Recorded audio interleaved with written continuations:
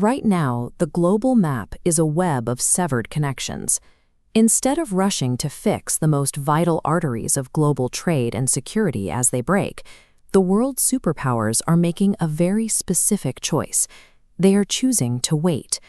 Look at the Middle East. Iran is actively seizing commercial ships in the Strait of Hormuz, shutting down one of the planet's most critical energy routes.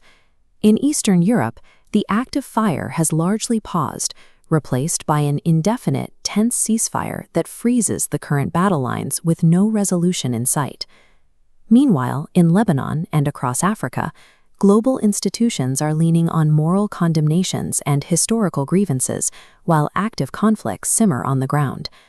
This dashboard shows the reality across all these major friction points. If you look at the metric for actual diplomatic progress, it has completely flatlined. This global gridlock is purposeful. A deliberate, calculated stall has become the defining response to these massive disruptions. It is entirely reasonable if you find this confusing.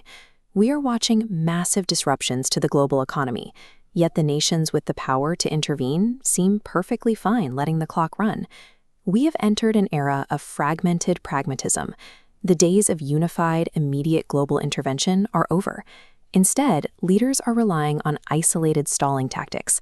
To make sense of the daily political rhetoric, we're going to compare 3 distinct strategies world leaders are currently using to navigate this exact paralysis.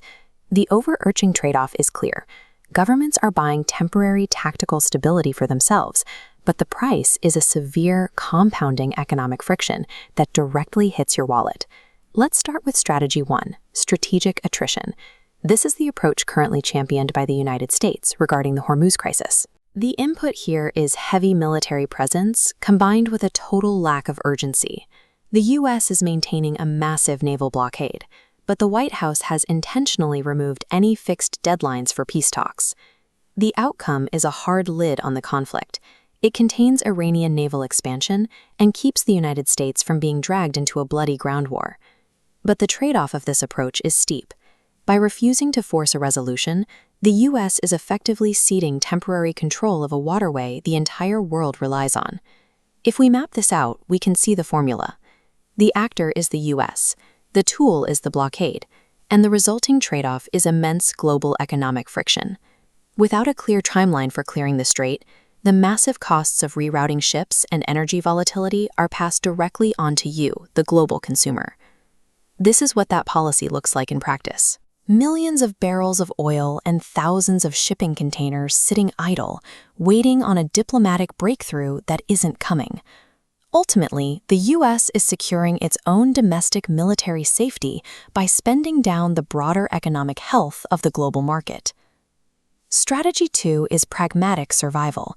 This is the hand forced upon Ukraine as the war drags on. Ukraine's inputs are driven by pure necessity. They are accepting imperfect temporary ceasefires on the ground, while urgently signing new security agreements with non-traditional partners to keep their military supplied. Looking back at our matrix, we see a very different set of variables. The tool is a mix of ground-level pauses and Gulf state alliances. The immediate upside is critical. A pause in fighting stops the daily loss of human life, and Ukraine has secured new drone supply chains from Saudi Arabia, Qatar, and the UAE. However, relying heavily on partners outside the traditional Western pipeline requires navigating a much more complex transactional web of alliances. Furthermore, by accepting the ceasefire because a lasting peace is currently impossible, Ukraine inherently validates the current, frozen front lines. They are doing what they must to survive today, but that survival trade-off makes any future NATO-centric peace resolution far more complicated. Finally, we have strategy 3, institutional morality. This is the path preferred by actors like France, the UK, and the Vatican. Instead of deploying military force or sweeping economic sanctions, these leaders are leaning on existing institutional frameworks. They issue formal tributes, file legal charges, and deliver historical condemnations.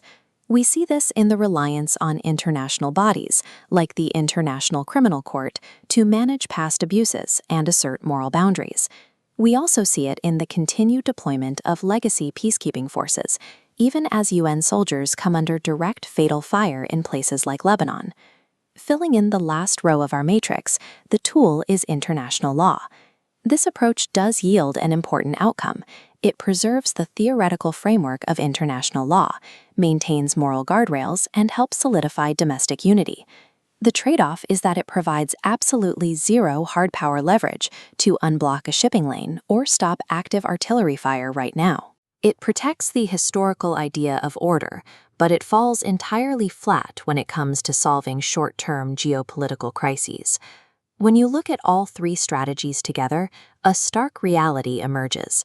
In 2026, the global consensus is that a flawed, temporary pause is vastly preferred over the steep costs of definitive action.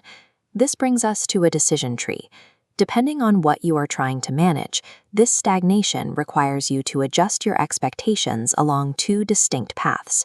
If you are an economic observer or investor, you must price in long-term volatility in energy and goods. Swift military protection of commercial trade routes by Western powers is no longer a guarantee. If you are a geopolitical realist, your focus needs to shift toward the multipolar reality. Track how nations like Ukraine are bypassing Western gridlock to seek active security partnerships with Gulf states instead. Recognizing these trade-offs changes how you should consume daily breaking news. You can replace the anxiety of waiting for a swift resolution with a strategic understanding of the delay. The main takeaway is this: stop waiting for a unified global consensus to arrive and fix the friction. It doesn't exist. Right now, world leaders are focused purely on managing the decay of these crises, not solving them. Treat this era of stagnation as the intended strategy, rather than a temporary failure of the global system. Accounts and risk models must be permanently adjusted to reflect this new reality.